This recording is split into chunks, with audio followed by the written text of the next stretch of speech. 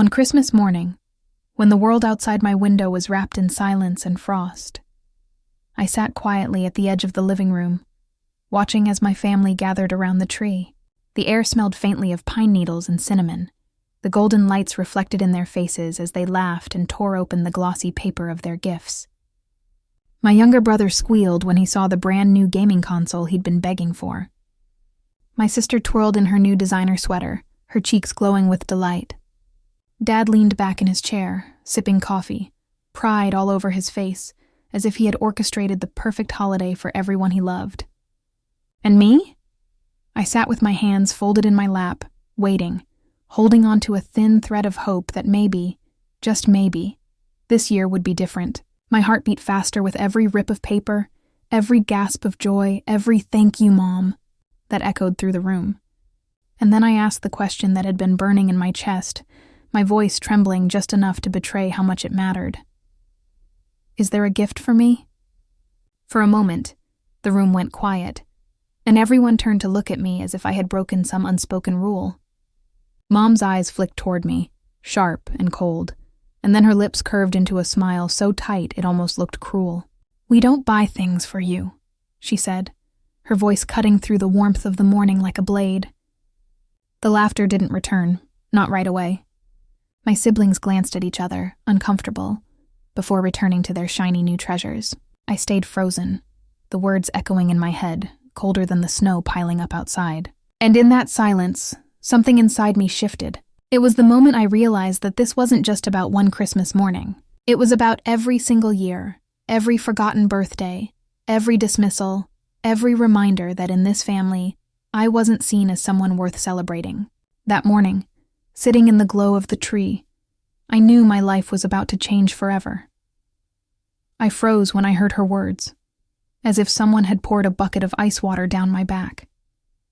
It wasn't just no gift, it was an official declaration. To them, I didn't exist. I wasn't part of their world. I was just an extra mouth at their table. My fingers curled so tightly that my nails dug into my palms, because if I didn't hold on, my hands would start to shake. Nobody said anything. Nobody stood up for me. My father pretended he hadn't heard, taking a long sip of his coffee. My brother was already lost in his game, his laughter echoing off the walls, drowning out the weight of the silence pressing on my chest. My sister pulled her sweater closer to her body, stroking the soft fabric like it was the most precious thing in the world, and glanced at me with a look that was almost smug. And my mother, she didn't even flinch. She just reached for the wrapping paper scattered on the floor, and gathered it neatly, as if she'd already moved on from the sting she had planted in me. That was always her way, cut me down with a smile and act like nothing happened. But I felt the sting burn deeper this time, because it wasn't just about Christmas morning, it was every birthday where my cake was forgotten, every school play where no one came, every college acceptance letter that was treated like a nuisance instead of a triumph. And that morning, sitting under the twinkling glow of the tree, surrounded by their laughter and new possessions, I realized that I had been living in a house where love was conditional, and my worth was always negotiable. I didn't say anything then. I didn't cry. I didn't even move. But in my head, a switch flipped. And once it flipped, there was no turning it off. That Christmas morning became a turning point, but it wasn't born in a vacuum. The truth is, my mother had always found ways to make sure I knew my place, and it was never in the center of her love. My earliest memories were of standing at the edge of the living room while my siblings unwrapped gifts or blew out candles, and I was the one clapping the loudest, trying to belong. She had a way of disguising cruelty as practicality, as if denying me joy was some lesson I needed to learn. When I turned 10, I asked for a bicycle. My brother got one, red and shiny with ribbons on the handles. I got nothing, except the line she would repeat year after year. "We don't buy things for you." It wasn't just a phrase, it became her doctrine. Dad, always quiet, let it stand. He'd shift in his chair, clear his throat, maybe squeeze my shoulder. But never once did he challenge her. It was easier for him to let me take the blows. By the time I was in high school, I stopped asking for things. Not because I didn't want them, but because I had learned how humiliation felt when her smile turned sharp and her words reminded me I was the expendable one. I buried myself in books, part-time jobs, anything that kept me away from home. And yet, on holidays, I still hoped, like a child too foolish to outgrow her belief in magic, that maybe this time they would remember me, that maybe love could show up under the tree. But hope is dangerous, because it makes the cuts bleed deeper when reality crashes in.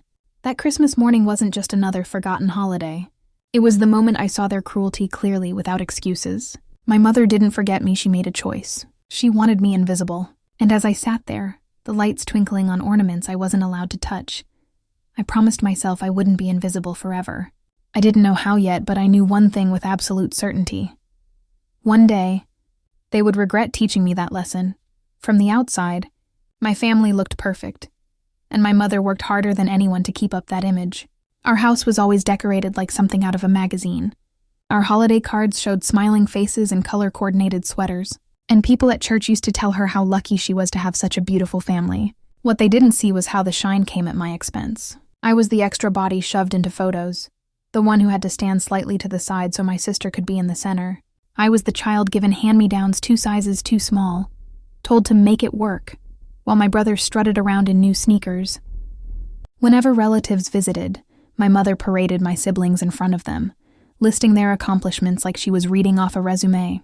When it came to me, she'd glance at me with that same cold smile and change the subject, as though even acknowledging my existence might embarrass her. It was a slow, careful kind of erasure, the kind you don't even realize is happening until one day you notice that no one asks how you are anymore.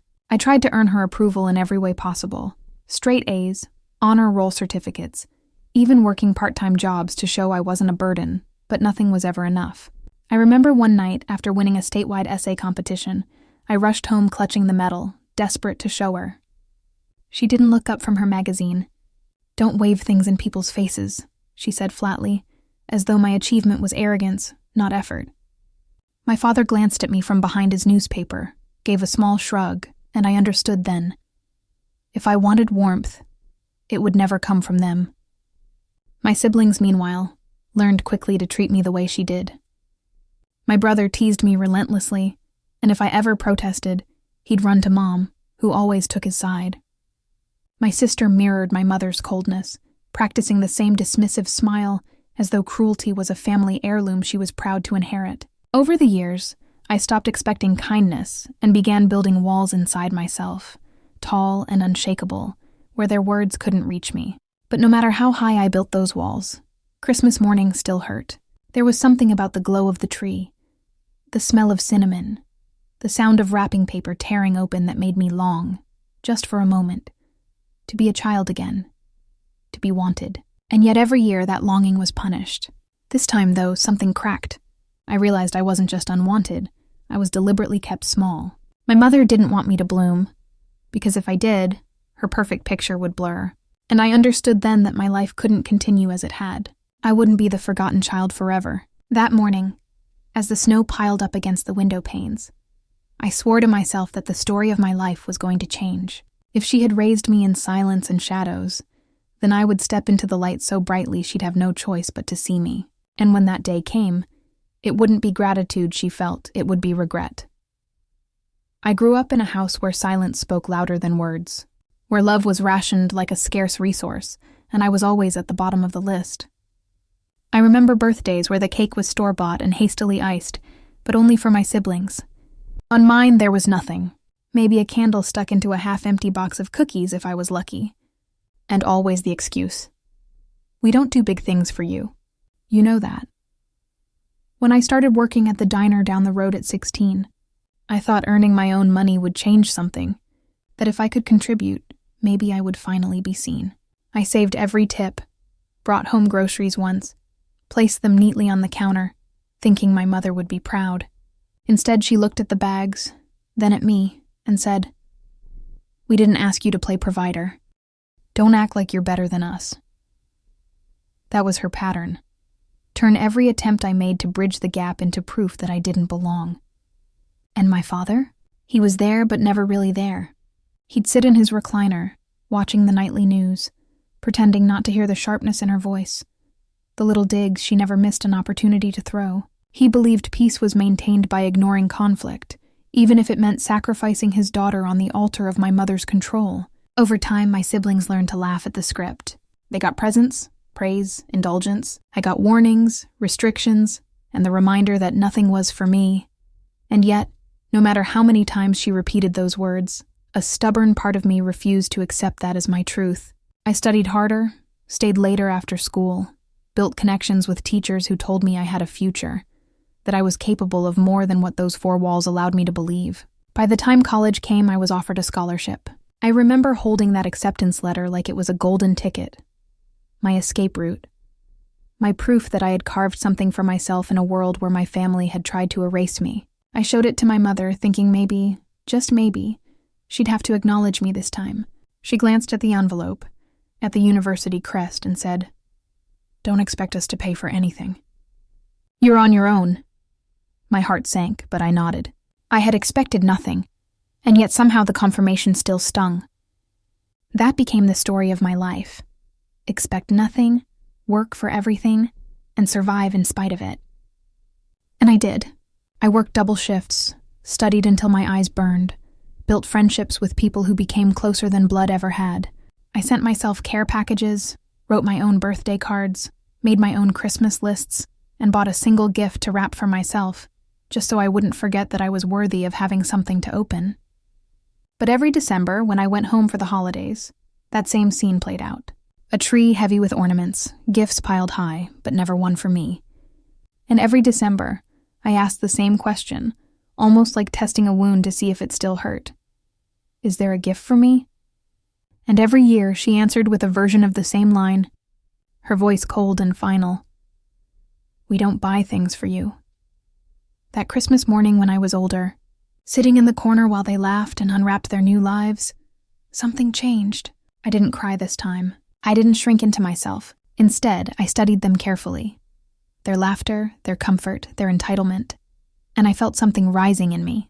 Not sadness, not even anger, but clarity.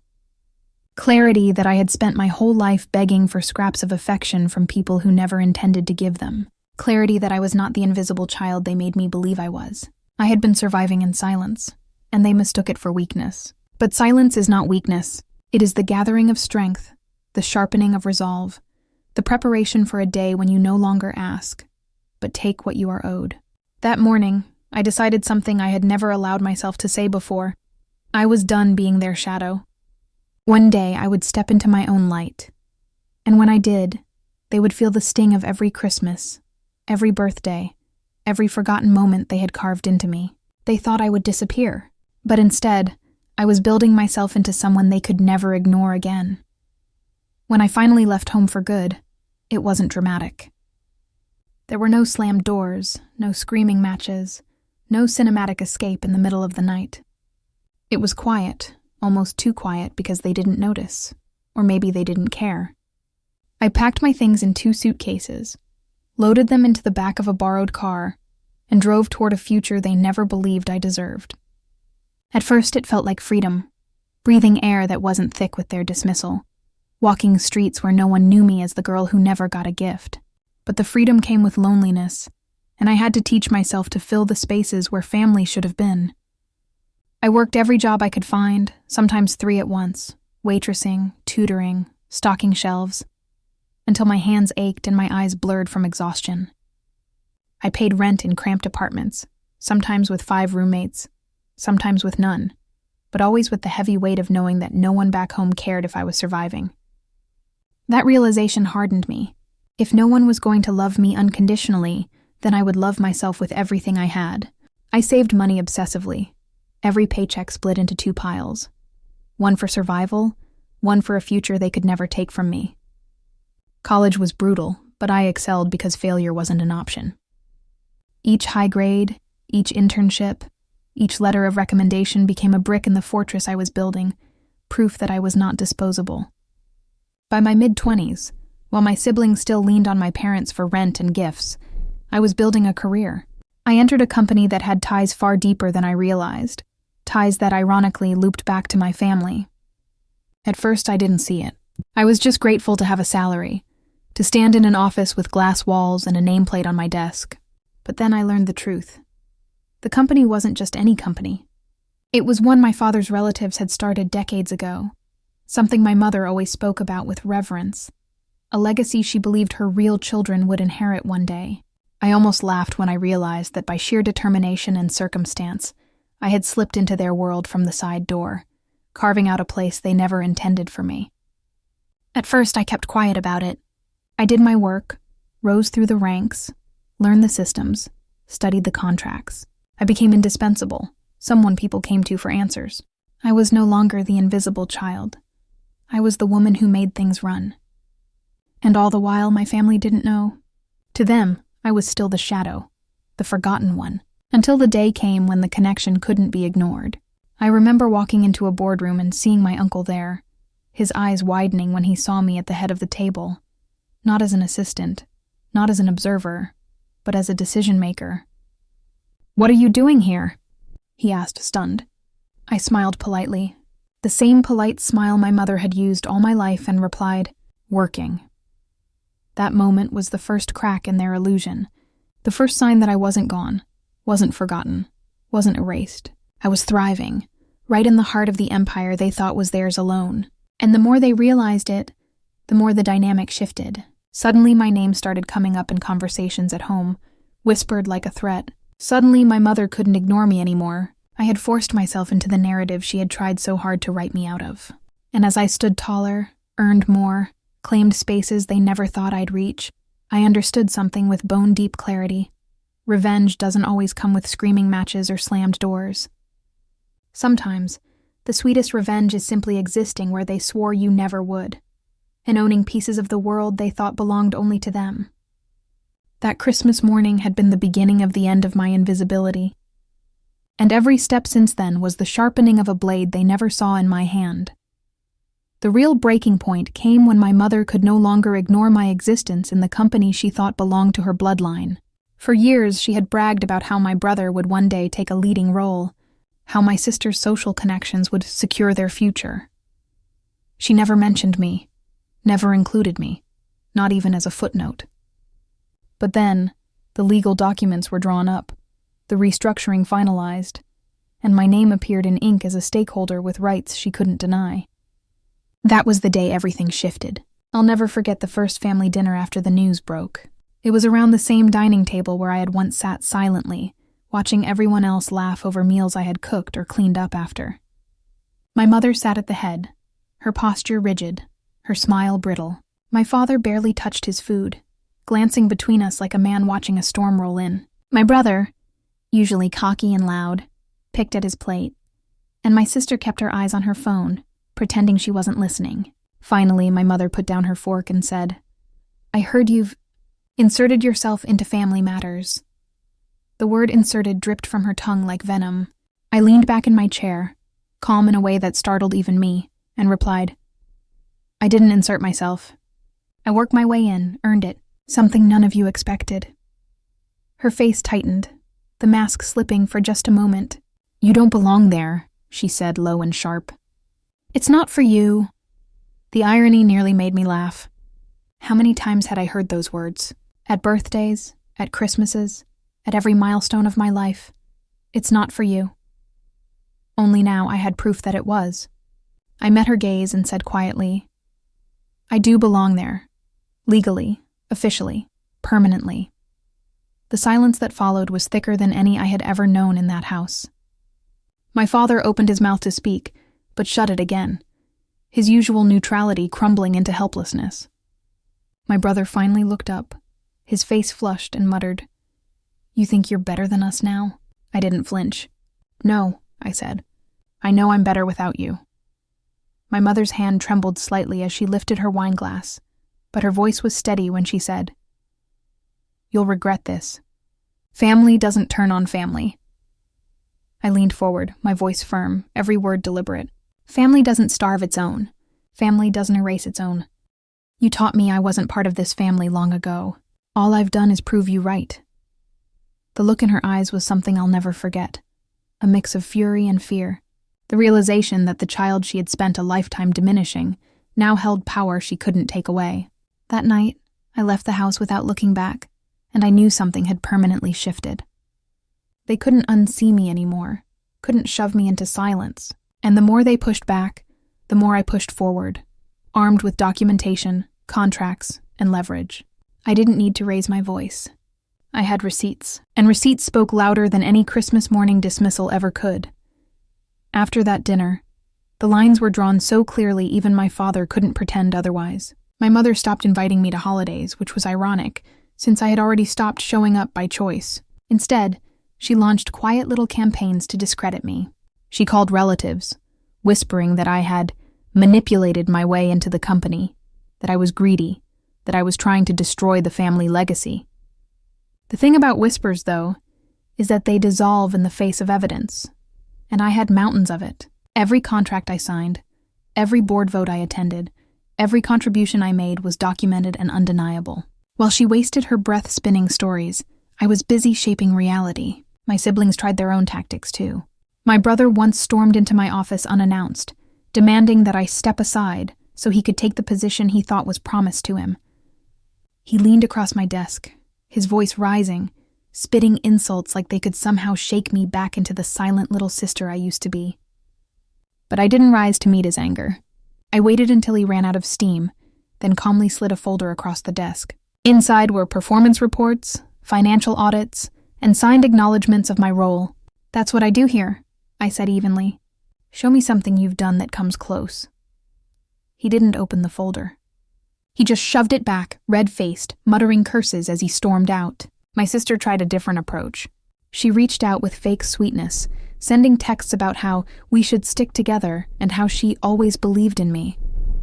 I wasn't naive enough to buy it. She wanted proximity to power, not reconciliation. I ignored the messages, and within weeks she joined my mother in spreading rumors. The harder they fought, the clearer it became.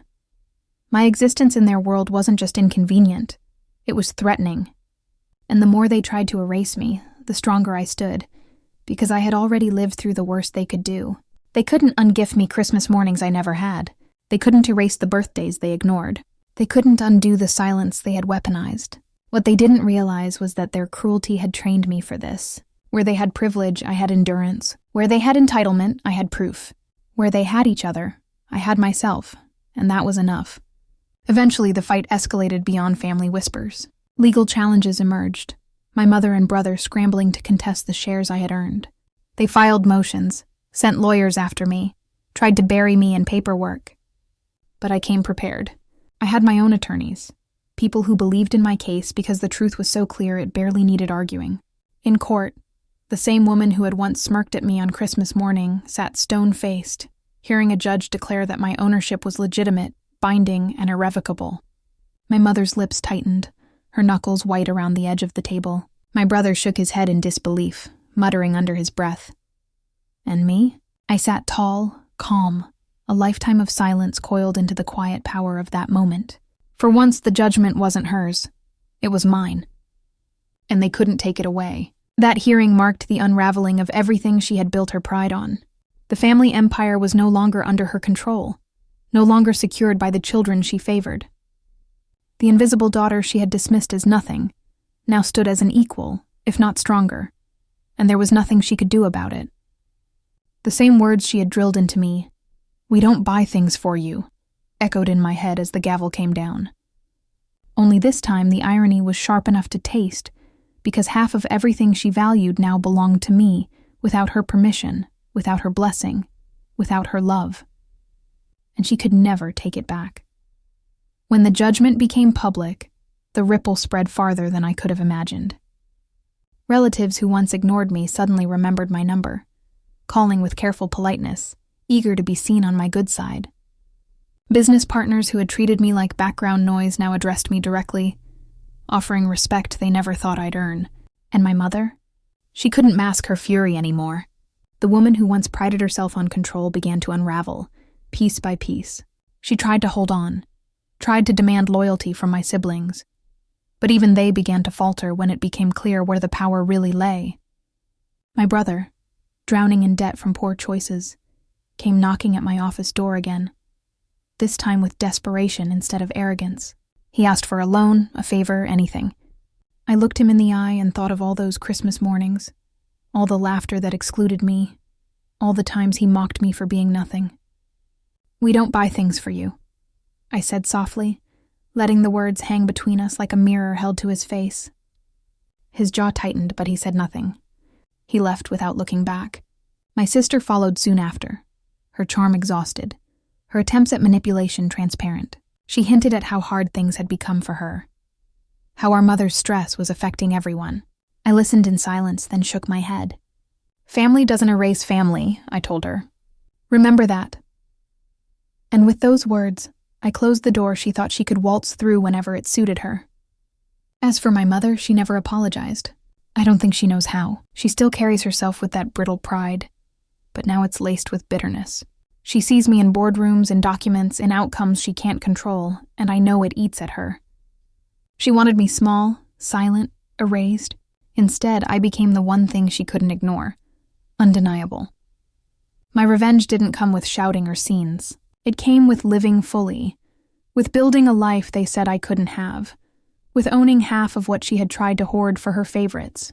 It came with choosing myself when they never chose me. And now, when I decorate my own Christmas tree, the gifts beneath it aren't just presents. They are symbols, reminders that I am worthy, that I always was, even when they pretended otherwise. I don't wait for anyone to ask if there's something for me. I know there is, because I put it there, because I built it, because I refuse to disappear. My story is proof that silence is not weakness, that being erased can teach you to carve yourself into stone. And if my mother ever wonders how it feels to be left out, to be told this isn't for you, she need only look across the table at me, the daughter she dismissed, smiling quietly, holding everything she thought she could deny me. I don't need her love anymore. I have something sharper, stronger, and more permanent. I have myself, and that is a gift no one can take away.